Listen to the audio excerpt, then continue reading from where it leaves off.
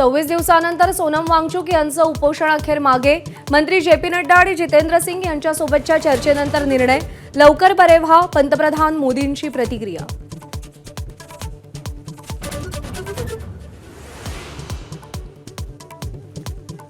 सोनम वांगचुक यांनी उपोषण मागे घेतल्यानंतर सीजेपीकडून आनंद व्यक्त। मात्र शिक्षण मंत्र्यांच्या राजीनाम्यापर्यंत आंदोलन सुरूच राहणार, अभिजित दिपकेंची घोषणा।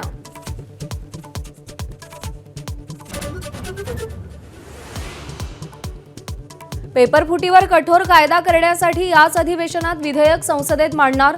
आजच्या मंत्रिमंडळ बैठक मसुद्याला मंजुरी देणार। मध्यरात्री पंतप्रधान मोदींचा व्हिडिओ संदेश।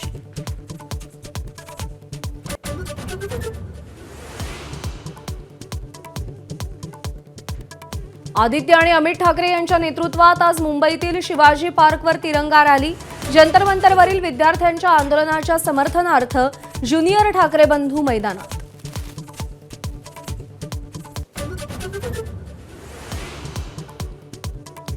एमबीबीएस पदवीधरांसाठी अनिवार्य असलेली 1 वर्षाची सरकारी सेवा रद्द।